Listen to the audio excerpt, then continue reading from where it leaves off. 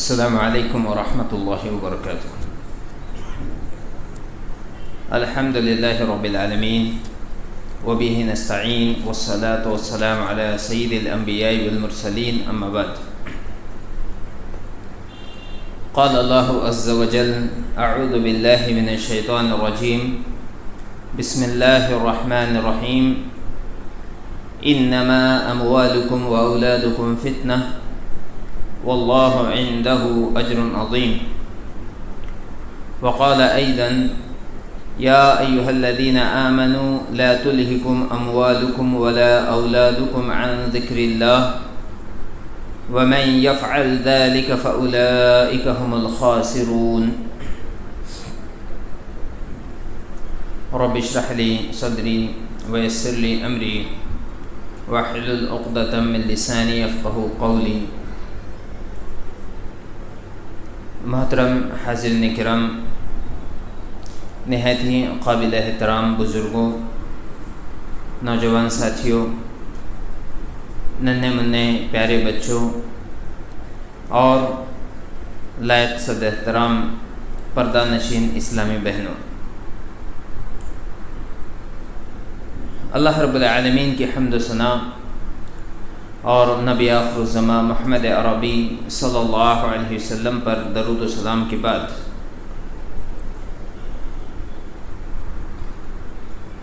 جیسا کہ آپ نے سنا، آج ہمارا عنوان ہے اولاد کی تربیت کیوں اور کیسے، یعنی اولاد کی تربیت کیوں ضروری ہے اور کیسے کی جانی چاہیے۔ ہم سب اچھی طرح سے جانتے ہیں کہ اولاد اللہ تبارک و تعالیٰ کی ایک عظیم نعمت ہے۔ خود اللہ تبارک و تعالیٰ نے اس بات کو قرآن کریم میں بیان فرمایا، لیکن جہاں یہ اولاد اللہ تبارک و تعالیٰ کی نعمت ہے، وہی آزمائش کا ایک بہت بڑا ذریعہ بھی ہے۔ اس لیے اگر اولاد نیک ہے، صالح ہے، فرما بردار ہے، تب تو آدمی کے لیے بڑی خوشی کا ذریعہ ہے، آنکھوں کی ٹھنڈک ہے، دلوں کا سرور ہے، اور دنیا میں آرام، اطمینان اور مختلف مسائل اور پریشانیوں سے بچنے کا یا ان کا سامنا کرنے کا بہترین ذریعہ ہے۔ لیکن اگر یہی اولاد نافرمان ہو، بد اخلاق ہو، بد کردار ہو، گنہگار ہو، تو بجائے رحمت کے بہت بڑی زحمت ہے۔ ایسا بھی ہو سکتا ہے کہ آدمی یہ سوچنے پر مجبور ہو جائے کہ ایسی اولاد کے ہونے سے تو نہ ہونا بہتر تھا۔ جی ہاں، ایسا بھی ہوتا ہے۔ کئی مرتبہ ہمارے پاس، ہمارے ہاں بیت المال قائم ہے، جس کے ذریعے سے جو غربا مساکین وغیرہ ہیں ان کی ہیلپ کی جاتی ہے، بیمار رہتے ہیں، ان کی دوائیں وغیرہ، راشن، اس طرح سے وہ ایک الگ پورا شعبہ ہے، اور شعبہ دعوت و تبلیغ الگ ہے، سب جمعیت الحدیث کے ماتحتی میں جس کا کام جاری ہوتا ہے۔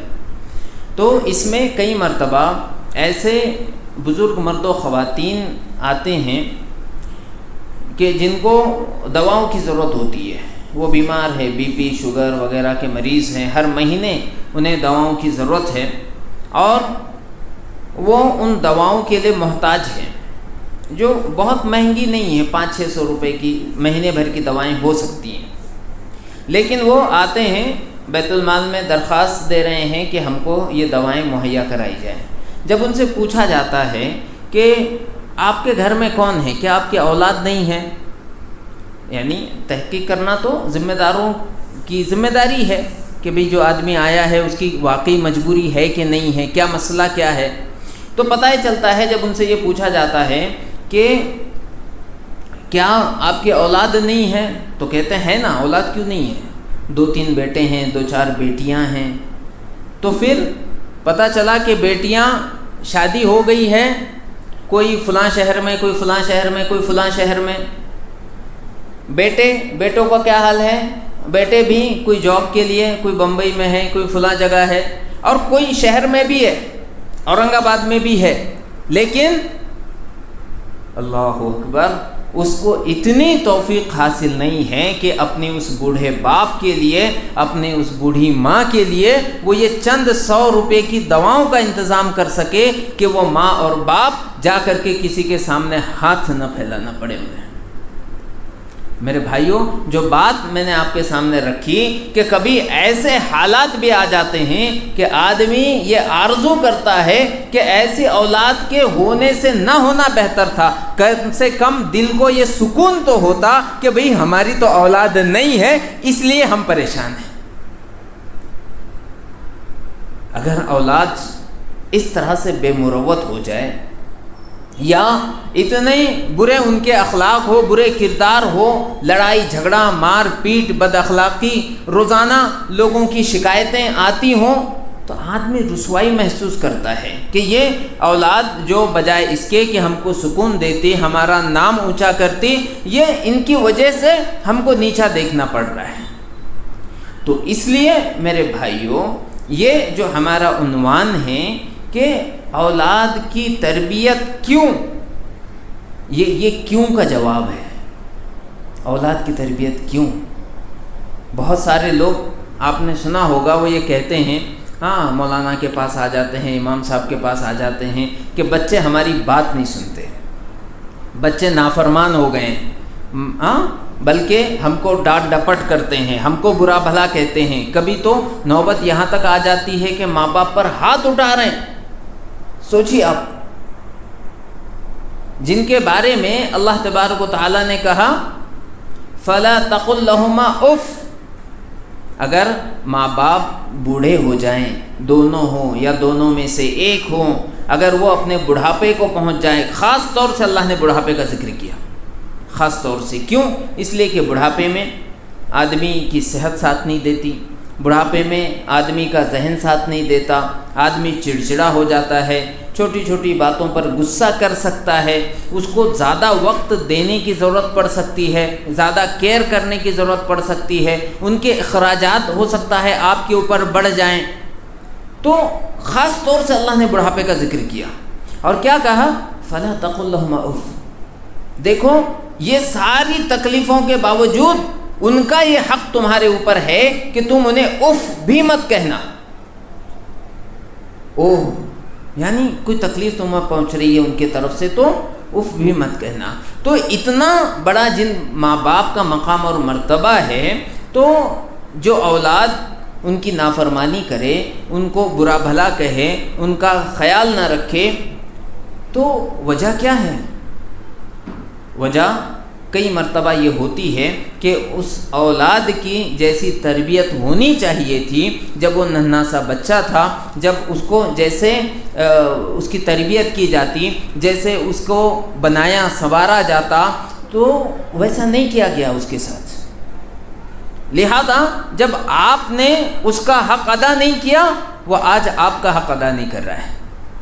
آپ نے جو اس کی تربیت کرنی چاہیے تھی اگر نہیں کی، تو آج اس کا جو برا اثر ہے وہ آپ کے سامنے ہے۔ اس لیے اولاد کی تربیت نہایت ہی زیادہ ضروری ہے۔ یہ تو ہوئی بات کہ کل اولاد ہمارے ساتھ کیا برتاؤ کرنے والی ہے، اس کے علاوہ اور اس سے بڑی بات یہ ہے، اولاد کی تربیت اس لیے ضروری ہے کہ اللہ رب العالمین ہم سے اس کے بارے میں سوال کرے گا۔ اللہ رب العالمین اس کے بارے میں ہم سے سوال کرے گا۔ اللہ تعالیٰ نے فرمایا انما اموالکم واولادکم فتنہ واللہ عندہ اجر عظیم۔ سورہ تغابن کی آیت ہے کہ یقیناً تمہارے مال اور تمہاری اولاد فتنہ ہے۔ فتنہ یعنی آزمائش کا ذریعہ ہے، اس کے ذریعے سے اللہ تعالیٰ تمہاری آزمائش کرتا ہے۔ واللہ عندہ اجر عظیم، اور اللہ کے پاس بہت عظیم اجر ہے۔ تو یہ جو مال ہے، جو اولاد ہے، یہ آزمائش کا سبب ہے۔ مال اور اولاد یہ ایسی چیزیں ہیں کہ آدمی کے پاس نہیں ہے تو بھی فتنہ ہے، اور ہے تو بھی فتنہ ہے۔ نہیں ہے تو بھی آزمائش ہے، تو بھی آزمائش نہیں ہے تو کیسے آزمائش؟ آدمی بے چین ہوتا ہے، بے قرار ہوتا ہے۔ اللہ تعالیٰ نے فطری محبت انسان کے اندر رکھی ہے، اس لیے آپ دیکھیں گے کہ اگر جس کے پاس مال نہیں ہے تو وہ کئی مرتبہ حرام طریقوں سے بھی مال حاصل کرنے کی کوشش کرتا ہے، تو نہیں ہے تو فتنہ ہے۔ ایسے ہی اولاد کا معاملہ ہے۔ آپ نے دیکھا ہوگا کہ بہت سارے مسلمان اگر اولاد ان کے ہاں نہیں ہے، شادی ہو گئی، چند سال گزر گئے اور اولاد نہیں ہو رہی ہے، پہلے تو یہ اللہ تعالیٰ کے سامنے ہاتھ پھیلاتے ہیں، روتے ہیں، گڑ گڑاتے ہیں، دوا علاج کرانے کی کوشش کرتے ہیں۔ جب اس کے بعد بھی کامیابی نہیں ملتی ہے، اولاد نہیں ہوتی ہے، تو پھر کیا ہوتا ہے؟ کسی نے کہہ دیا کہ وہ فلاں مزار پہ چلے جاؤ، کسی نے کہہ دیا کہ وہ فلاں کی نظر مان لو، وہ فلاں جگہ جا کر کے ایسا کر لو، تو کیا ہوگا؟ اولاد ہو جائے گی۔ لہذا اب اس کا ایمان ڈگمگانا شروع کر دیتا ہے۔ بہت سارے لوگ کل تک جو ان چیزوں کا انکار کر رہے تھے، کل تک جو کہہ رہے تھے کہ میں ان ساری چیزوں کو نہیں مانتا، کبھی یا تو وہ خود شیطان اس کے اوپر غلبہ کر لیتا ہے، یا جو اس کے آس پاس جو لوگ ہوتے ہیں، اس کے آس پاس جو لوگ ہوتے ہیں، جو خاندان کے لوگ ہیں، اور خاص طور سے عورتیں، میں اپنی بہنوں سے خاص طور سے اس بات پر توجہ چاہتا ہوں کہ جو بھی کسی معاملے میں آپ کو اس طریقے سے پریشان کریں کہ ٹھیک ہے اولاد نہیں ہے، یا اور بھی کوئی مسئلہ ہو سکتا ہے، کوئی بیماری ہے وغیرہ ہے جس کا علاج نہیں ہو پا رہا ہے، اگر کوئی آپ کو یہ کہے کہ اللہ کے در کو چھوڑ کر کے فلاں کے در پر چلے جاؤ، اللہ کو چھوڑ کر کسی اور کے سامنے ہاتھ پھیلاؤ، اللہ رب العالمین کے سوا اور بھی کوئی تمہاری دستگیری کر سکتا ہے، یقین مانو کہ وہ تمہارا سب سے بڑا دشمن ہو، وہ تمہارا سب سے بڑا دشمن ہے، چاہے مرد ہو یا عورت ہے،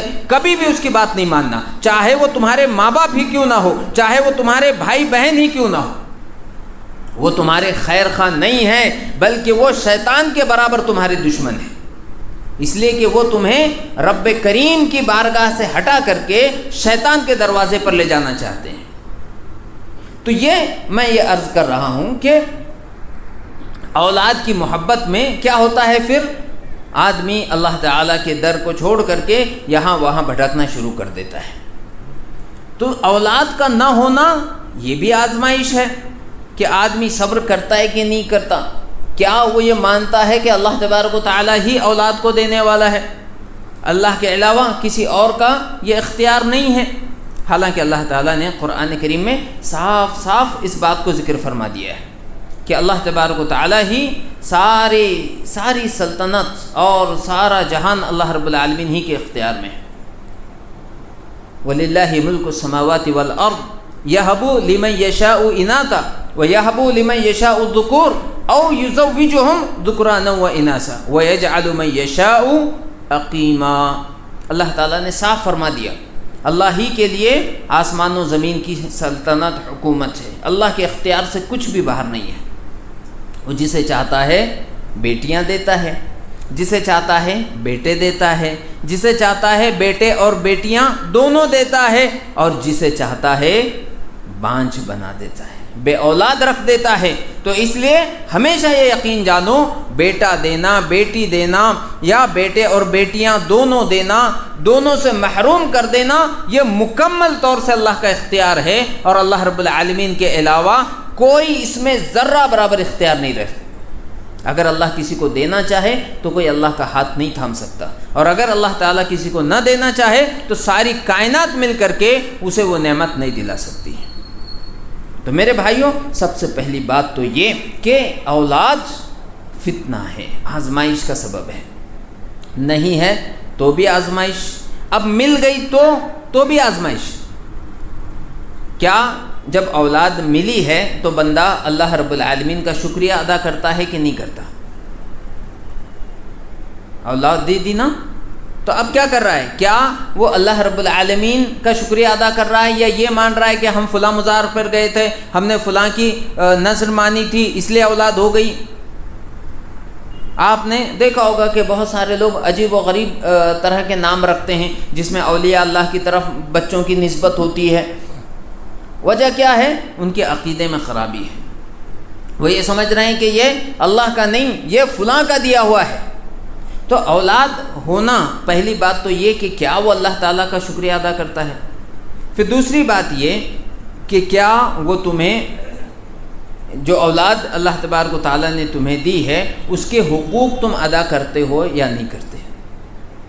اگر بندہ اولاد کو اللہ کی نعمت مان رہا ہے اور اس کے حقوق ادا کرنے کی کوشش کر رہا ہے تو یقیناً یہ اولاد اس کے لیے نعمت ثابت ہوگی، ورنہ اس کے لیے بڑی آزمائش ہے، دنیا میں بھی اور آخرت میں بھی۔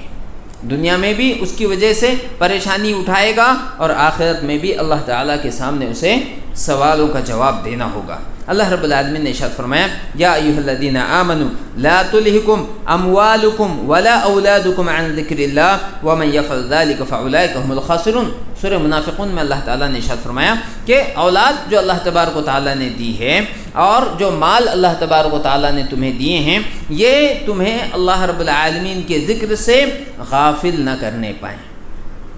دوسری آزمائش کیا ہے؟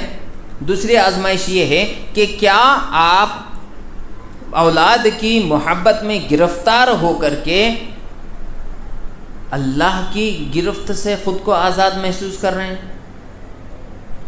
اولاد کی محبت اس قدر بندے کے ذہن پر حاوی ہو چکی ہے کہ وہ اللہ تبارک و تعالیٰ کے فرامین سے نکل رہا ہے۔ کس کی محبت زیادہ ہے؟ محبت تو اللہ کی بھی ہے، محبت رسول اللہ صلی اللہ علیہ وسلم کی ہے، محبت اولاد کی ہے، محبت مال کی ہے، محبت بیوی یا شوہر کی ہے، محبت بہت ساری چیزوں کی ہو سکتی ہے، وہ فطرت ہے۔ لیکن ایک بندے سے یہ تقاضا کیا گیا ہے کہ سب سے زیادہ محبت بندے کے دل میں اللہ کی ہونی چاہیے۔ اس لیے کسی کی محبت اللہ کی محبت کے آڑ نہ آنے پائے، اور صرف زبانی دعویٰ کرنے سے کام نہیں بنے گا، پریکٹیکلی آپ اس کو ثابت کر پاتے ہیں کہ نہیں کر پاتے ہیں۔ دعویٰ تو بہت کچھ کیا جا سکتا ہے، اگر کہیں اللہ کی محبت کے سامنے بندے کی محبت میں ٹکراؤ ہو رہا ہے، اللہ کی محبت یہ چاہتی ہے کہ بندہ اللہ کی اطاعت و فرما برداری کرے، اللہ کے لیے قربانی دے، جبکہ اولاد کی محبت کچھ اور چاہ رہی ہے، بندہ کس کو چنتا ہے؟ آپ جو صاحب اولاد ہیں اولاد کی محبت کو سمجھ سکتے ہیں۔ اب آپ پریکٹیکلی اس کا اندازہ کیجئے کہ حضرت ابراہیم علیہ السلام کو اللہ تبارک و تعالیٰ خواب میں یہ حکم دیتے ہیں کہ اپنی اکلوتی اولاد کو جو کہ انتہائی بڑھاپے میں تمہیں ملی ہے میرے نام پہ قربان کر دو۔ اولاد کی محبت کیا کہتی ہے؟ شیطان تو یہی وسوسہ ڈالے گا نا، ارے خواب کا کیا ہے؟ دیکھیں یہ یعنی کہ پریکٹیکلی سمجھنے کی چیز ہے۔ دعوے بہت کچھ کیے جا سکتے ہیں۔ اب آپ ابراہیم علیہ السلام کی جگہ اپنے آپ کو رکھیے کہ ایک طرف بڑھاپے میں، انتہائی بڑھاپے میں ملی ہوئی اولاد ہے، جب خود ابراہیم علیہ السلام کو امید نہیں رہی تھی، اولاد کی نہیں رہی تھی مطلب مایوس نہیں تھے اللہ تعالیٰ سے، ایک عادت جو ہوتی ہے اس سے آگے بڑھ چکے تھے، ہے نا۔ قرآن کریم کو آپ پڑھیے تو اندازہ ہوگا، عورت نے جب سنا ابراہیم علیہ السلام کی بیوی کو کہ مجھے اولاد ہونے والی ہے تو چہرہ پیٹ لیا اپنا، جو انتہائی حیرت کی علامت ہے کہ یعنی کوئی بہت حیرت ہو جائے تو عورتوں کا معاملہ، ارے چہرہ پیٹ لیا اپنا، ایسا بھی ہو سکتا ہے؟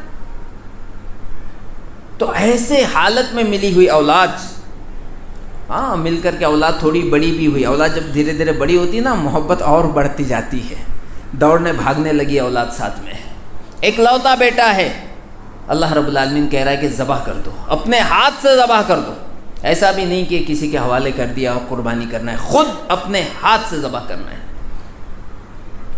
کیا کیا ابراہیم علیہ السلام نے؟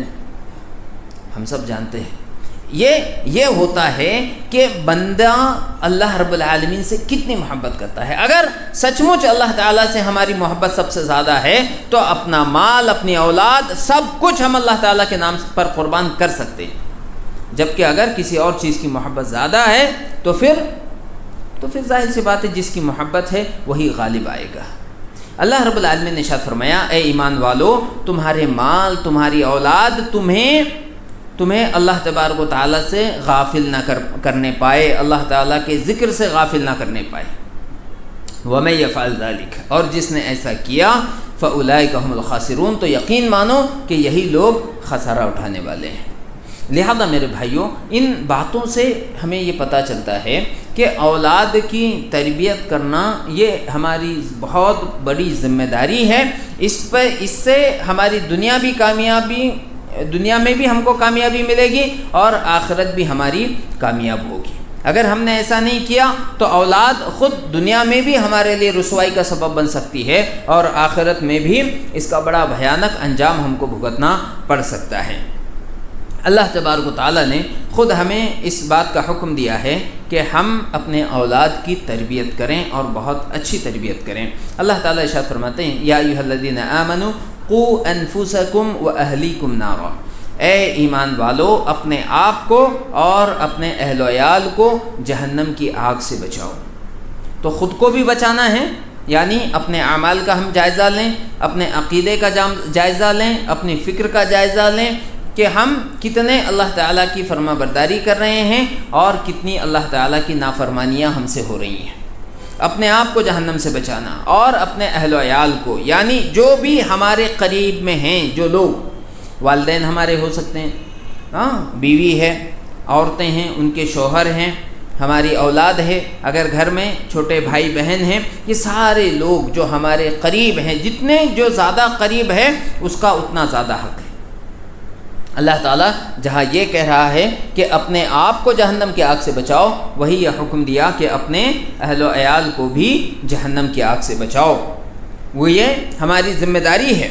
اور اسی طرح سے فرمایا، وَأْمُرْ أَهْلَكَ بِالصَّلَاةِ وَاصْطَبِرْ عَلَيْهَا، اپنے اہل کو، اپنے قریبی لوگوں کو آپ نماز کا حکم دیجئے اور خود بھی اس پر صبر کیجئے، اس لیے کہ یہ کوئی آسان کام نہیں ہے، یہ اسی کے لیے آسان ہے جو واقعی اللہ تعالیٰ سے ڈرتا ہے، اللہ کی محبت کو اپنے دل میں بساتا ہے، اس کے لیے تو بڑا آسان ہے، ورنہ حقیقت میں یہ کام بہت مشکل ہے۔ اسی طرح سے اللہ تبارک و تعالیٰ نے ارشاد فرمایا، یوصیکم اللہ فی اولادکم، اللہ تبارک و تعالیٰ تمہیں اپنے اولاد کے بارے میں وصیت کرتا ہے۔ اصل میں یہ جو آیت کا چھوٹا سا حصہ ہے، آگے تو یہ وصیت جو ہے وراثت کے بارے میں ہے، لیکن یہاں خاص بات جو ذکر کی گئی ہے، جس کی طرف اشارہ ہے کہ اولاد کے معاملے میں عدل بھی بہت ضروری ہے۔ اولاد کی تربیت میں عدل بہت ضروری ہے۔ عدل کیا ہوتا ہے؟ عدل انصاف سے بہت آگے کی چیز ہے۔ زبانی طور سے یعنی لینگویج کے فرق کے حساب سے ٹھیک ہے، آپ عدل کی جگہ لفظ انصاف استعمال کر سکتے ہیں اردو میں، لیکن حقیقت میں اگر آپ عربی ہی میں دیکھیں تو عدل انصاف سے بہت آگے کی چیز ہے۔ عدل یہ ہوتا ہے کہ جس کا جو حق ہے اس کو وہ دیا جائے۔ انصاف میں برابری ہوتی ہے، برابری سے زیادہ اہم بات یہ ہے کہ عدل کیا جائے، جس کا جو حق ہے اس کو وہ دیا جائے۔ اسی لیے آگے اللہ تبارک و تعالیٰ نے فرمایا، للذکر مثل حظ الانثیین، کہ مرد کو عورت کے 2 گنا حصہ ملے گا، مرد کو عورت کے 2 گنا حصہ ملے گا۔ تمام معاملات میں ہے، یہاں ہم صرف اگر بیٹا اور بیٹی کا ذکر کریں تو ہو سکتا ہے، اور اس طرح سے میڈیا وغیرہ میں بہت ساری باتیں چلتی ہیں کہ اسلام ایسا ہے ویسا ہے، عورتوں پہ ظلم کرتا ہے، عورت کو آدھا کر دیا حصہ۔ حالانکہ اگر وہ ایک الگ ٹاپک ہے، اس پہ بہت ساری باتیں کی جا سکتی ہیں، وہاں تو عورتوں کو اللہ تعالیٰ نے بہت عظیم حق دیا ہے حقیقت میں۔ بہرحال تو کیا کہا کہ بیٹے کو، یعنی جو بھی مذکر ہیں، مرد ہیں، عورت کے 2 گنا حصہ ان کو ملے گا۔ لیکن آپ یہ دیکھتے ہیں کہ کئی مرتبہ تو لوگ بیٹیوں کو محروم ہی کر دیتے ہیں، محروم کر دیتے ہیں۔ کیا ہوا کہ بھئی ہم نے شادی میں تیرے خرچ کر دیا تھا۔ بھائی تو کہتے ہی ہیں، باپ بھی کہہ رہا ہے، جس کو بہت ہی زیادہ اپنے اولاد کے بارے میں انصاف سے کام لینا چاہیے، وہ بھی یہ کہہ رہا ہے کہ ہم نے تیری شادی میں خرچ کر دیا، یا جو دینا تھا ہم نے جو بھی تھوڑا بہت اس نے دیا تو وہ دے دیا۔ میرے بھائیوں، یہ تربیت کے خلاف ہے۔ اللہ کے نبی جناب محمد رسول اللہ صلی اللہ علیہ وسلم کے پاس ایک شخص آ کر کے کہنے لگے کہ اللہ کے رسول، میں نے اپنے اس بیٹے کو ایک غلام ہدیہ کیا ہے، آپ اس پہ گواہ رہیے۔ اللہ کے نبی صلی اللہ علیہ وسلم نے فرمایا، کیا تم نے ساری بیٹوں کو ایسے ہی غلام ہدیہ کیا؟ انہوں نے کہا کہ نہیں۔ تو اللہ کے نبی صلی اللہ علیہ وسلم نے فرمایا کہ میں ظلم پر گواہ نہیں بنتا۔ الگ الگ روایتیں ہیں، ایک میں کہا کہ میں ظلم پر گواہ نہیں بنتا، اور ساتھ ہی ایک روایت میں ہے، کیا تم یہ پسند کرتے ہو کہ تمہارے سارے بچے تمہارے ساتھ محبت کا اور ایک جیسا احسان کا سلوک کریں، خیر کا سلوک کریں؟ تو کوئی بھی آدمی تو یہی کہے گا نا کہ ہاں، میں تو یہی چاہتا ہوں کہ سارے بچے مجھ سے محبت کریں، میرا احترام کریں۔ تو اللہ کے نبی صلی اللہ علیہ وسلم نے فرمایا کہ پھر سب کے ساتھ انصاف کرو، عدل کرو، اور ایک روایت میں اس ہدیے کو واپس لینے کا بھی حکم دیا۔ تو یہاں تربیت کا ایک پہلو ہے کہ جو اولاد آپ کی ہے، آپ کو ان کے درمیان عدل کرنا بہت ہی زیادہ ضروری ہے۔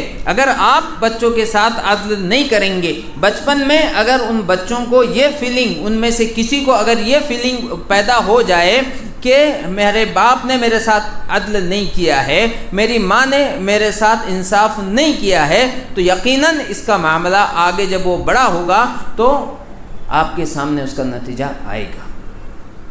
بات آ گئی ہے تو ایک چیز کی طرف میں صرف اشارہ چاہتا ہوں۔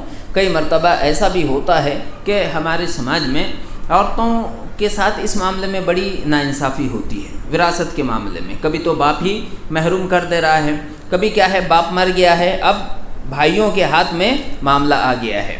اب بھائیوں کی طرف سے ایسا ویوہار کیا جاتا ہے، بھلے ہی وہ زبانی نہ بولیں، کہ اگر بہن نے مانگ لیا اپنا حصہ تو ختم ہے نا، اب اس کے لیے کیا ہے، بھائی کے دروازے بند۔ تو بہن کیا بولتی ہے، ٹھیک ہے بھائی میں نے معاف کر دیا، یا میں نے اپنا حصہ چھوڑ دیا۔ یاد رکھنا، اگر آپ کے ظلم کی وجہ سے، اس خیال کی وجہ سے کہ آپ بہن کے لیے دروازے اپنے بند کر دیں گے، اگر آپ کے اس خیال کی وجہ سے بہن نے حصہ چھوڑا ہے، وہ کبھی بھی چھوٹنے والا نہیں ہے، یاد رکھنا۔ اس غلط فہمی میں مت رہنا کہ اس نے کہہ دیا کہ میں نے معاف کر دیا اور وہ آپ کا ہو گیا، میں نے چھوڑ دیا اور وہ آپ کا ہو گیا۔ اللہ تعالیٰ زبان سے زیادہ دل کے حال کو جانتا ہے۔ ایک حدیث سنیے، اللہ کے رسول صلی اللہ علیہ وسلم نے ارشاد فرمایا کہ اگر میں کسی کے حق میں کوئی فیصلہ کر دوں کہ بھئی یہ پین ہے، یہ عبداللہ کا ہے، فیصلہ کس کا؟ رسول اللہ صلی اللہ علیہ وسلم کا، عام آدمی کا نہیں۔ اگر میں کسی کے لیے کسی چیز کا فیصلہ کر دوں، اگر وہ جانتا ہے کہ یہ میرا حق نہیں ہے، اگر وہ جانتا ہے کہ یہ میرا حق نہیں ہے، نبی نے کیوں فیصلہ کیا؟ نبی بھی انسان ہے، اس نے اس طریقے سے اپنی باتیں رکھیں، چرب زبانی کا استعمال کیا اور ایسی دلیلیں پیش کیں جو کہ حق کے خلاف تھی۔ نبی صلی اللہ علیہ وسلم نے سامنے باتوں کو دیکھا، فیصلہ کر دیا۔ تو رسول اللہ صلی اللہ علیہ وسلم فرماتے ہیں، اگر میں کسی کے حق میں کسی چیز کا فیصلہ کر دوں اور وہ جانتا ہے کہ یہ میرا حق نہیں ہے، تو یقین جانے کہ میں اس کے حق میں جہنم کے ٹکڑے کا فیصلہ کر رہا ہوں۔ یعنی نبی کے فیصلے سے بھی وہ چیز اس کی ہونے والی نہیں ہے۔ میرے بھائیوں، تو اس بات کا ہمیشہ خیال رکھنا، ہمارے کسی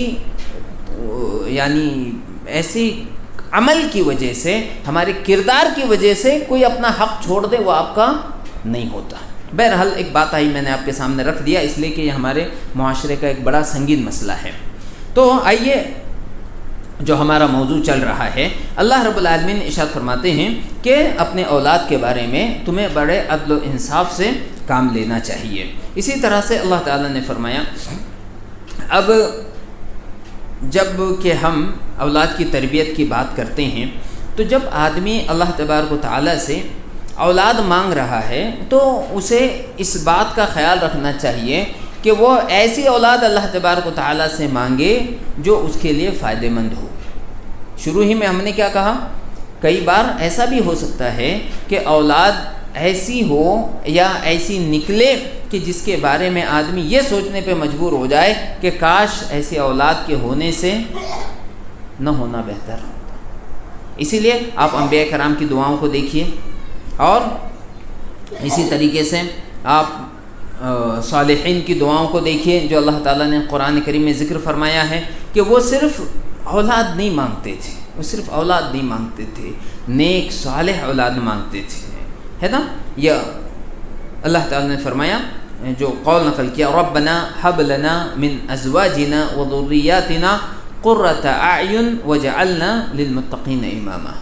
آدمی کو اپنی بھی فکر کرنی چاہیے اور اپنی اولاد کی بھی، کہ ہمارے رب تو ہمیں اپنے ازواج میں سے، ہماری بیویوں میں سے، ہماری اولاد میں سے ایسے بیویاں اور اولاد عطا فرما جو ہماری آنکھوں کی ٹھنڈک بن جائیں، اور ہمیں متقیوں کا امام بنا، اور ہمیں متقیوں کا امام بنا، پرہیزگاروں کا ہمیں تو امام، مطلب جو ان کے رہبری کرے اور ان کو آگے لے کر کے چلے۔ یعنی انسان کی فکر دین کے تعلق سے ہونی چاہیے، ورنہ آج حال یہ ہے، دنیا کا ایسا غلبہ ہے کہ آدمی یہ سوچتا ہے کہ اگر میں چھوٹا بزنس مین ہوں تو میرا بڑا بیٹا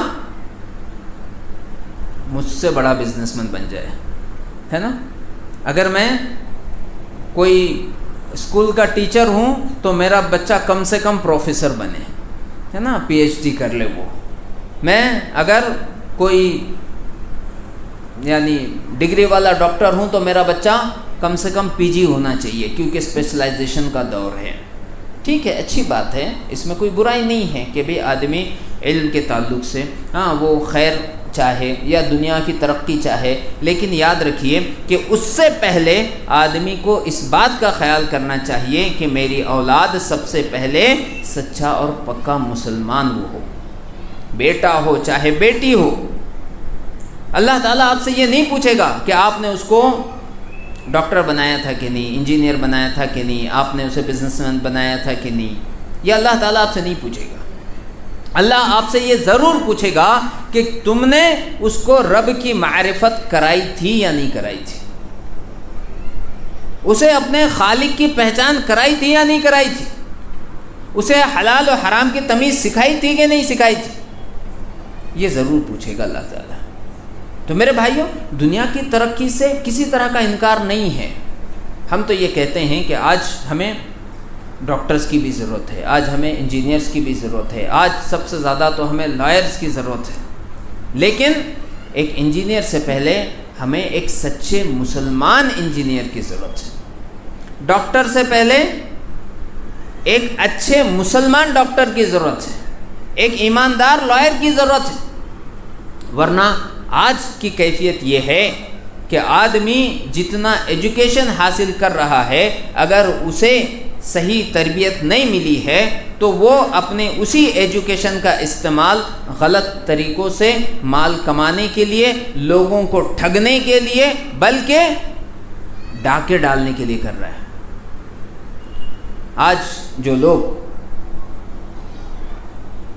ڈیجیٹل ہیکرز بنے ہوئے ہیں، بڑے بڑے بینک کے رابری کر رہے ہیں، اور اسی طرح سے آپ دیکھیں جو ایجوکیشن کی فیلڈ میں ہیں اور اسی طرح سے میڈیکل فیلڈ میں ہیں، ظاہر سی بات ہے یہ جو ہے ایجوکیشن کی فیلڈ اور میڈیکل سائنس کی فیلڈ، یہ بڑی احترام والی اور بڑی عزت والی فیلڈ ہے۔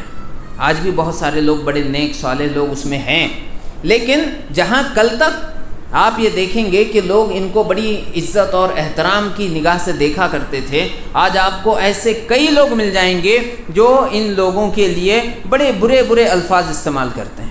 کوئی کہتا ہے کہ ڈاکٹر کسائی ہو گئے، ایجوکیشن کی فیلڈ میں آپ دیکھیں گے کہ لوگ کہتے ہیں کہ بس دھندا بنا لیا لوگوں نے، بلکہ کل تک آپ دیکھیں استاد کا کتنا احترام لوگ کرتے تھے۔ ڈاکٹر کو لوگوں نے، خاص طور سے جو غیر مسلمین ہیں، وہ تو خدا کے برابر ان کو مانتے تھے کہ بھئی اس نے ہم کو زندگی دی، نعوذ باللہ من ذالک۔ کیا وجہ کیا ہے؟ وجہ یہ ہے کہ ایجوکیشن وہی ہے بلکہ اس سے بہت زیادہ ترقی کر گیا ہے، اس میں جو اخلاقیات کا پہلو تھا وہ نکل گیا۔ اسی لیے اللہ تعالیٰ نے کیا فرمایا؟ اقرأ بسم ربک الذی خلق، پڑھو اپنے اس رب کے نام سے جس نے پیدا کیا۔ اس لیے کہ پڑھنا کافی نہیں ہے، پڑھنا کافی نہیں ہے نا، پڑھ کر کے علم حاصل کر کے تو شیطان تو بڑی آسانی سے ایسے آدمی کو اچک سکتا ہے جس کے پاس صرف ایجوکیشن ہے، اس کے پاس دین نہیں ہے، اس کے پاس اخلاق نہیں ہے۔ تو عزیزان گرامی، یہ جو تربیت کا معاملہ ہے، چند باتیں جو میں نے آپ کے سامنے رکھی اس حوالے سے کہ تربیت کیوں ضروری ہے، ہمارا جو آدھا حصہ ہے عنوان کا، اولاد کی تربیت کیوں۔ اب آئیے آگے بڑھتے ہیں، اور کیسے کی جائے اولاد کی تربیت۔ ٹھیک ہے، ہم نے سمجھ لیا کہ اولاد کی تربیت کیوں ضروری ہے، لیکن کیسے اس کو کیا جائے؟ بہرحال اہمیت کے تعلق سے ایک بہت اچھی حدیث ہے، وہ بھی میں آپ کے سامنے رکھ دوں۔ اللہ کے نبی صلی اللہ علیہ وسلم نے ارشاد فرمایا، حضرت ابو ہریرہ رضی اللہ تعالیٰ عنہ اس کے راوی ہیں، کل مولود یولد علی الفطرہ فابواہ یہودانہ او ینصرانہ او یمجسانہ۔ نبی صلی اللہ علیہ وسلم فرماتے ہیں کہ ہر بچہ فطرت پر پیدا ہوتا ہے، فطرت یعنی فطرت اسلام، جس میں وحدانیت ہے، جس میں توحید ہے۔ اللہ تعالیٰ نے توحید کو انسان کی فطرت میں رکھا ہے۔ اگر آپ اس کو دنیا کے کسی بھی عقیدے اور منہج سے انفلوئنس نہ ہونے دیں اور ایسی جگہ اس کو رکھے کہ کوئی دین دھرم کا کوئی بات اس کے سامنے نہ آئے، تو جیسے جیسے یہ بچہ پروان چڑھے گا، بڑا ہوگا، فطرتاً وہ توحید کی طرف ہی مائل ہوگا۔ تو اللہ کے نبی صلی اللہ علیہ وسلم فرماتے ہیں کہ ہر بچہ فطرت اسلام پر پیدا ہوتا ہے، فَأَبْوَاهُ يُحَوِّدَانِهِ، لیکن اس کے ماں باپ اسے یہودی بنا دیتے ہیں یا نصرانی بنا دیتے ہیں یا اسے مجوسی بنا دیتے ہیں، یعنی جیسی تربیت اس کو ملی وہ بچہ ویسے ہی بن گیا۔ پیدا تو فطرت توحید پر ہوا تھا، اگر اس نے ایک ایسے گھر میں آنکھیں کھولی جہاں یہودیت تھی تو وہ یہودیت کو صحیح ماننے لگا، نصرانیت اس کے آس پاس تھی تو نصرانیت کو اس نے قبول کر لیا، مجوسیت اور کوئی چیز اس کے سامنے تھی وہ ویسا ہی بن جائے گا۔ یاد رکھیے کہ بچے جو ہوتے ہیں اپنے بڑوں کو دیکھ کر کے سیکھتے ہیں، اور ان کے لیے یاد رکھنا ان کا باپ سب سے بڑا ہیرو ہوتا ہے۔ بچے کے لیے اس کا باپ سب سے بڑا ہیرو ہوتا ہے، چاہے وہ جیب کترائی کیوں نہ ہو۔ بہت سارے لوگ جو ریلوے اسٹیشن پر، بس اسٹاپ پر ہے نا، پاکٹ پکرز ہوتے ہیں، آپ نے ان کو دیکھا ہوگا، چھوٹے چھوٹے بچے بھی ان کے ساتھ ہوتے ہیں، ان کی ہیلپ کرتے ہیں۔ چوری کرنے والے جو لوگ ہوتے ہیں، چھوٹے چھوٹے بچے بھی وہی سب کرتے ہیں۔ کیوں کرتے ہیں وہ؟ اس لیے کہ وہ اپنے ماں باپ کو وہ کرتے ہوئے دیکھ رہے ہیں، ان کو لگ رہا ہے کہ یہ بہت اچھا کام ہے جو یہ کر رہے ہیں، اس کے ذریعے سے ان کو کھانے پینے کھیلنے کودنے کی اور جو بھی چیزیں ہیں دنیا کی وہ مل رہی ہے۔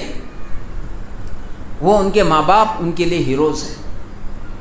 تو جیسا ماحول ہوتا ہے، جیسی تربیت ہوتی ہے، بچے ویسے ہی بن جاتے ہیں، ان کو بنانے کی ضرورت نہیں پڑتی۔ آپ کبھی کسی راستے سے گزرتے ہیں یا کہیں مسجد میں کہیں پر بھی کوئی ننھا سا بچہ آپ کو ملتا ہے، بہت اچھے سے آپ کو سلام کرتا ہے، بڑی پیاری باتیں کرتا ہے، تو آپ تجسس کے مارے اس سے پوچھتے ہیں کس کے بیٹے ہو تم؟ کیوں پوچھ رہے ہیں؟ اس لیے کہ اتنی پیاری پیاری باتیں کر رہا ہے، اتنے محبت سے اس نے سلام کیا، اتنے اچھے اس کے اخلاق ہیں، معلوم تک کریں بچہ کس کا ہے۔ جبکہ شہر میں بعض علاقے ایسے بھی ہوتے ہیں، اگر آپ وہاں سے گزر جائیں تو وہاں کھیلنے والے بچوں سے آپ ایسی گندی گندی گالیاں سنیں گے کہ آپ کے کان ان کی تاب نہیں لا سکتے۔ حالانکہ ان کو معلوم نہیں ہے وہ جو کہہ رہے ہیں، وہ کیا کہہ رہے ہیں ان کو نہیں معلوم اس کا کیا مطلب ہوتا ہے، لیکن وہ جو کہہ رہے ہیں آپ سن نہیں سکتے اس کو۔ کیا وہ کہیں ٹیوشن کرنے گئے تھے؟ ان کو ٹیوشن میں پڑھایا گیا کہ ایسے ایسی گالی دینا چاہیے؟ نہیں، انہوں نے گھر میں اپنے باپ کو دیکھا کہ وہ ایسی گالی ماں کو دیتا ہے، اس نے اپنے چچا کو دیکھا کہ وہ ایسی گالی دیتا ہے، اس کے پڑوس میں رہنے والے لوگ ایسی گالی دیتے ہیں، وہاں سے اس نے سیکھا ہے اس کو۔ نبی صلی اللہ علیہ وسلم نے فرمایا ہر بچہ فطرت پہ پیدا ہوتا ہے، فطرت توحید ہے، فطرت سچائی ہے، فطرت امانت داری ہے، فطرت اچھے اخلاق ہے، فطرت بڑوں کا احترام ہے، فطرت چھوٹوں سے محبت اور شفقت ہے۔ جو بھی اس کے خلاف ہے وہ فطرت کے خلاف ہے۔ بچہ جیسا دیکھے گا ویسا بنے گا۔ تو آپ یہ طے کر لیں کہ آپ اپنے بچے کو کیسا بنانا چاہتے ہیں۔ عزیزان گرامی، اسی لیے جب ہم یہ چاہیں کہ اپنے بچے کی ہم اچھی تربیت کریں تو بہت پہلے سے ہمیں اس کی پلاننگ کرنی ہوگی، ہے نا۔ اسی لیے کہا جاتا ہے کہ جو یعنی تربیت ہے، اولاد کی تربیت ہے، یہ بہت ذمہ داری کا کام ہے، اور بلکہ اسے آدمی کو سیکھنا چاہیے علماء کے ذریعے سے، جو لوگ اس کی اہمیت کو سمجھتے ہیں ان کے ذریعے سے۔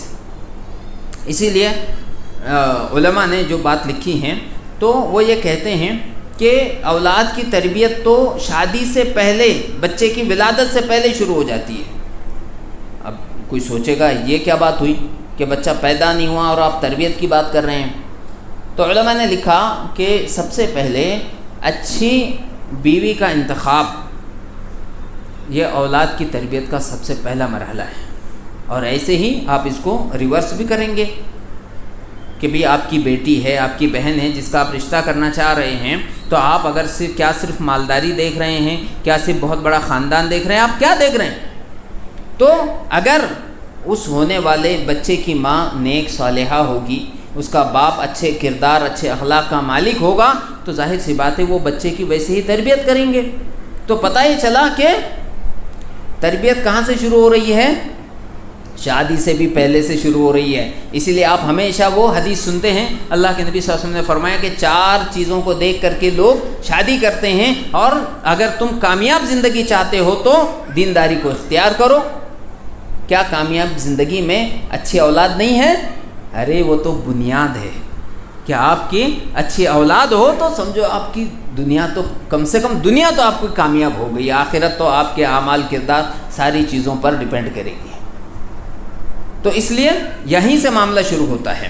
پھر اس طرح سے جیسا کہ اس سے پہلے آپ کے سامنے بات آئی، اللہ رب العالمین سے نیک صالح اولاد کی دعا کرنا، نیک صالح اولاد کی تربیت کرنا۔ اسی لیے آپ کتنی ساری دعائیں قرآن کریم میں پڑھتے ہیں، رب حب لی من الصالحین، یہ انبیاء کی دعائیں ہیں، رب حب لی من الصالحین، اے اللہ صالح اولاد عطا فرما، صرف اولاد دے، صالح اولاد عطا فرما۔ رب حب لی من لدنک ذریۃ طیبۃ انک سمیع الدعاء، اے میرے رب تو اپنے پاس سے پاکیزہ نیک اولاد مجھے عطا فرما، یقیناً تو دعاؤں کو سننے والا ہے۔ اسی طرح سے ایک اللہ کے رسول صلی اللہ علیہ وسلم کی حدیث ہے، اللہ کے نبی صلی اللہ علیہ وسلم ارشاد فرماتے ہیں کہ جب تم میں سے کوئی شخص اپنی بیوی سے قریب ہونے کا ارادہ کرے تو وہ یہ دعا پڑھ لے، بسم اللہ اللہم جنبنا الشیطان وجنب الشیطان ما رزقتنا فإنہ ان قضی بینہما ولد لم یضرہ الشیطان ابدا۔ ہر وقت اولاد کی فکر ہے۔ نبی صلی اللہ علیہ وسلم فرماتے ہیں کہ اگر تم میں سے کوئی اپنی بیوی سے قریب ہونے کا ارادہ کرے تو یہ دعا پڑھ لے۔ دعا کیا؟ اللہ کے نام سے، اے اللہ تو ہمیں بھی شیطان سے بچا، اور اگر جو اولاد تو ہمیں دے اس کو بھی شیطان سے بچا۔ ایک ایسی سچویشن، ایک ایسی کیفیت جہاں آدمی جذبات میں مغلوب ہے، اس وقت بھی اس کو یہ تربیت دی جا رہی ہے کہ تجھے اپنی اولاد کی فکر کرنے کی ضرورت ہے۔ نبی صلی اللہ علیہ وسلم فرماتے ہیں اگر اللہ تبارک و تعالیٰ نے ان کے اس عمل میں ان کے لیے اولاد مقدر کی تو اللہ تعالیٰ اسے شیطان سے بچائے گا۔ میرے بھائیوں، اسی طرح سے جب آدمی کو اولاد ملے، اللہ تعالیٰ اولاد دے، تو چاہیے کہ انسان اس پر اللہ تعالیٰ کا شکر ادا کرے اور اس کے لیے اچھے نام کا انتخاب کرے، اس کا عقیقہ کرے، اس کا ختنہ کرے مناسب وقت میں، اور اس کے لیے اللہ تبارک و تعالیٰ سے دعا بھی کرتا رہے کہ جب اللہ تبارک و تعالیٰ نے اولاد دی ہے تو اولاد کے لیے دعا کرنا۔ اس بات کی تو ہم کو بڑی فکر رہتی ہے کہ بچہ کیا پڑھے گا، ہاں اس کے کیا خرچے ہوں گے، کیا نہیں ہوں گے، یہ ساری چیزیں۔ اسی لیے آپ دیکھیں گے کہ کئی سارے مسلمان بھی ہیں جو اس بات کے لیے فکر مند ہوتے ہیں کہ ہم اپنے بچوں کا فیوچر سیکیور کرنے کے لیے کیا کر سکتے ہیں. ہاں پھر اس کے لیے یہ کرو وہ کرو ایسا کرو ویسا کرو ساری چیزیں. کیا کبھی یہ بھی سوچا کہ ہم اس کے اخلاق کو سیکیور کرنے کے لیے کیا کر سکتے ہیں؟ ہم اس کے عقیدے اور ایمان کو شیطان سے محفوظ رکھنے کے لیے کیا کر سکتے ہیں؟ یہ ساری چیزیں اس بات سے زیادہ اہمیت رکھتی ہے کہ آپ فائنینشلی اس کے فیوچر کو سیکیور کرنے کی پلاننگ کریں. اسی لیے انبیاء کرام کی یہ بھی دعائیں دیکھیں. وہ اللہ تعالیٰ سے دعا کرتے ہیں وَجْنُبْنِي وَبَنِيَّ أَن نَعْبُدَ الْأَصْنَامَ.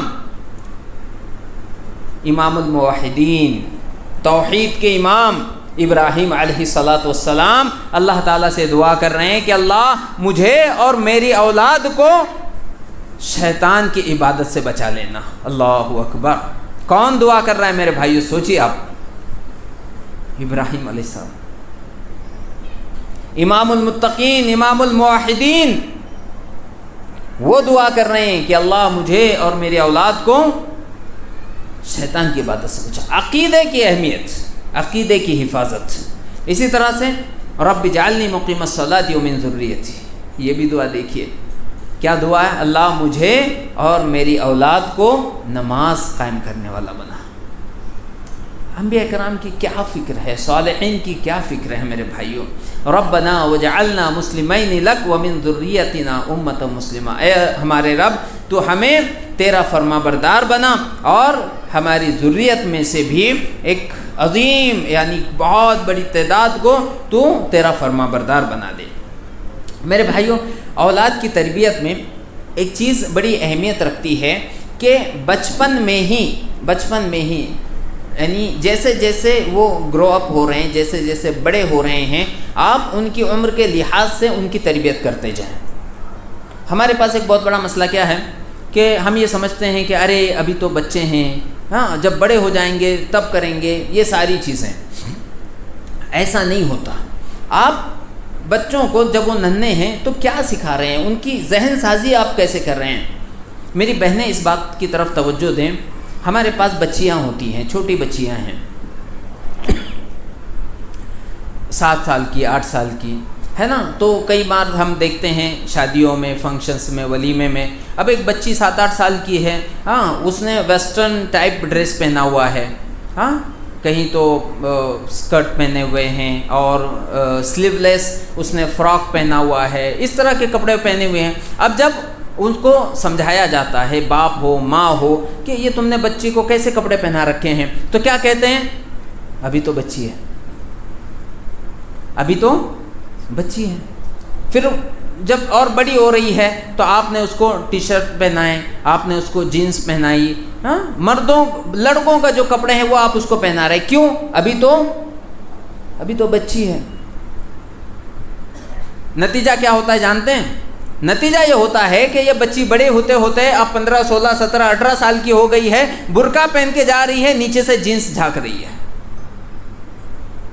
غلطی اس کی نہیں ہے، غلطی آپ کی ہے. آپ نے بچپن میں اس کے ذہن میں اس لباس کی محبت پیدا کی کہ کہیں فنکشن میں جاؤ، شادی میں جاؤ، اچھی جگہ جاؤ تو یہ لباس تمہارے لیے اچھا ہے، یہ تم نے اس کو سکھایا.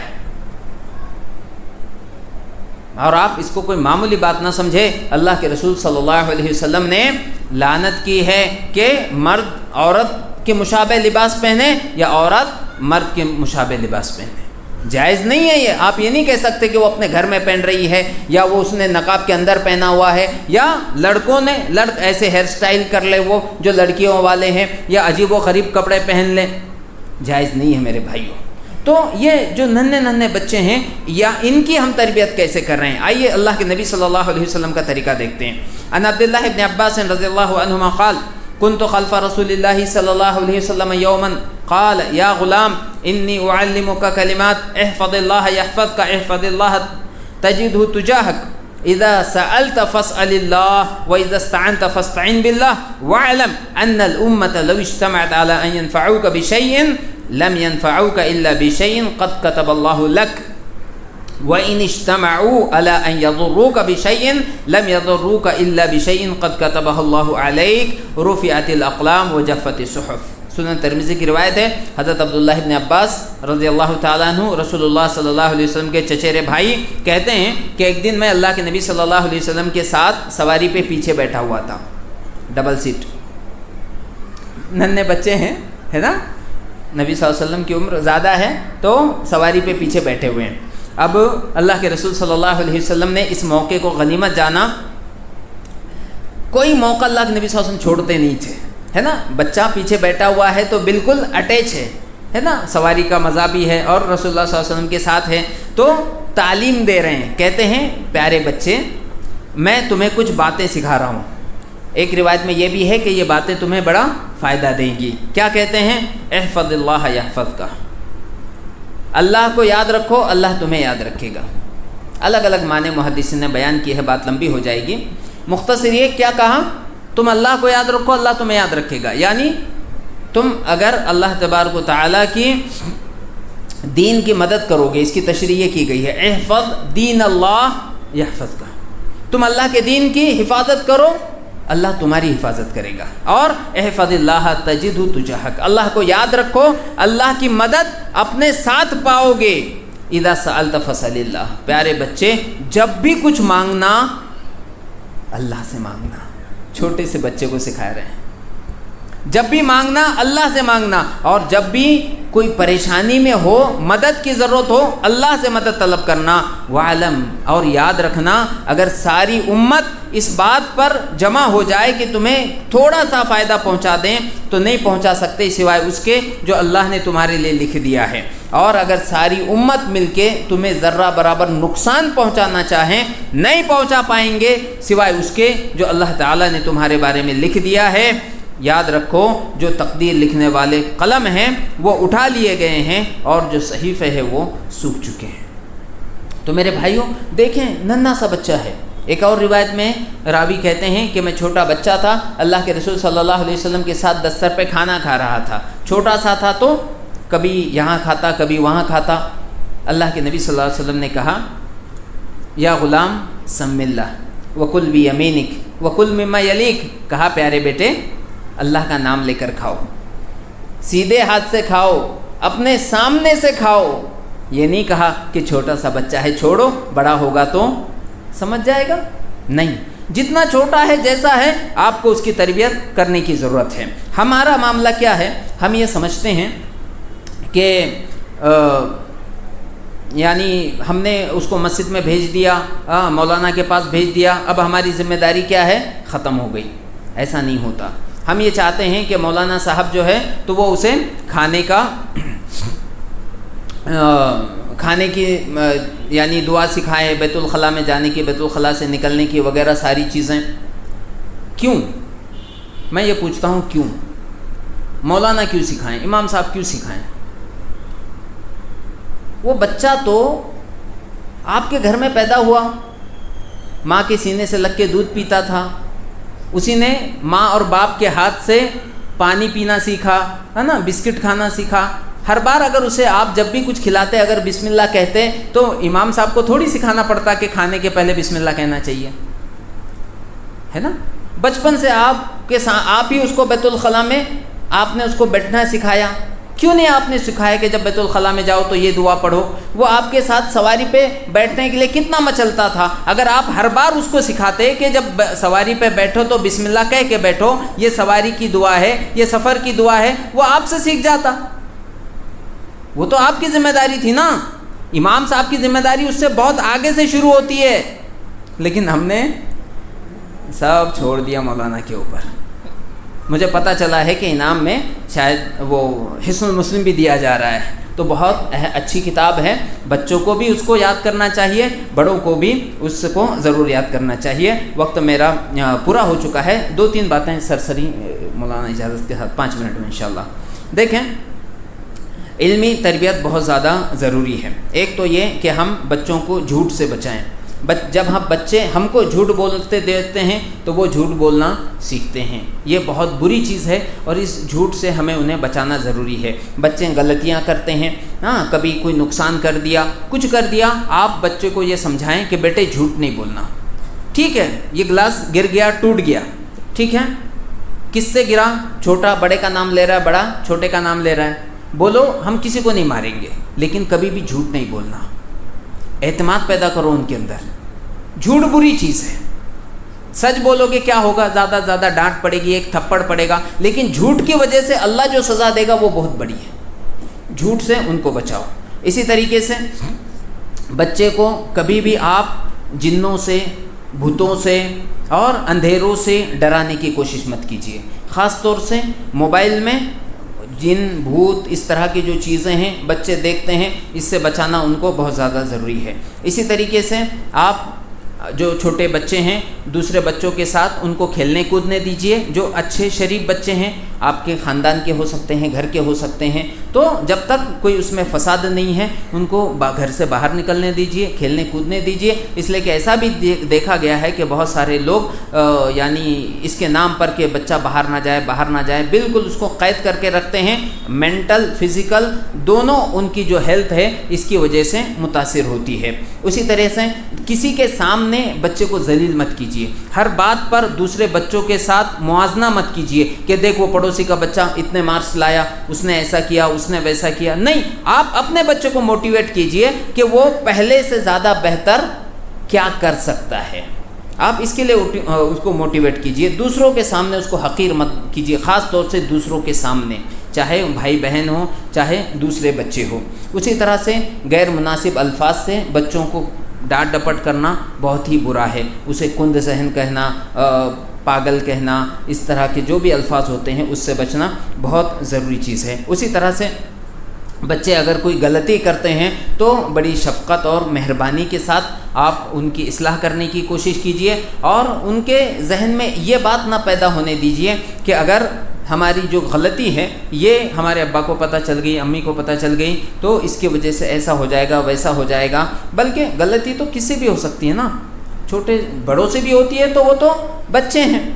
تو بہرحال میرے بھائیوں، یہ چند باتیں میں نے آپ کے سامنے بچوں کی تربیت کے تعلق سے رکھی ہیں. اور صرف خطاب کے علاوہ ضروری یہ ہے کہ آپ اپنے بچوں سے متعلق جو آپ کے امام صاحب ہیں، جو استاد ہیں، ان سے برابر آپ ملتے رہیں، پوچھتے رہیں، چاہے وہ مدرسے میں ہوں چاہے اسکول میں ہوں. جائزہ لینا اپنے بچوں کا بہت زیادہ ضروری ہے. ہم کیا کرتے ہیں، ہم کبھی جائزہ نہیں لیتے. جب وقت گزر جاتا ہے تو اس کے بعد امام صاحب کو برا بھلا بول رہے ہیں، مولانا کو برا بھلا بول رہے ہیں، ٹیچر کو برا بھلا بول رہے ہیں کہ اس نے کچھ نہیں کیا، اس نے کچھ نہیں پڑھایا. وہ جب پڑھ رہا تھا تب آپ کہاں تھے؟ کیا آپ نے ہر ہفتے اس کی رپورٹ دیکھی؟ کیا آپ نے ہر مہینے اس کی رپورٹ دیکھی؟ اس وقت اگر آپ کچھ کر سکتے تو کر سکتے تھے. اب آپ کچھ نہیں کر سکتے جب وقت گزر گیا. اللہ تعالیٰ سے دعا ہے کہ اللہ رب العالمین ہمیں اپنی تمام ہی نعمتوں کی قدر کرنے کی توفیق عطا فرما. اللہ رب العالمین ہمیں صبر اور شکر کرنے والا بنا. رب العالمین اولاد کی بڑی ذمہ داری ہم پر ہے، اللہ اس ذمہ داری کو کما حقہ ادا کرنے کی توفیق عطا فرما. اللہ تعالیٰ ہمیں بھی، ہماری عورتوں کو، ہمارے بچوں کو الہ العالمین نیک اور صالح بنا. اے اللہ جب تک زندہ رکھ ایمان و اسلام پر، اتباع سنت پر باقی رکھ. اے اللہ جب خاتمہ ہو تو توحید پر، رسول اللہ صلی اللہ علیہ وسلم کی سنتوں پر چلتے ہوئے خاتمہ ہو. آمین یا رب العالمین. وآخر دعوانا ان الحمد للہ رب العالمین. السلام علیکم ورحمۃ اللہ وبرکاتہ.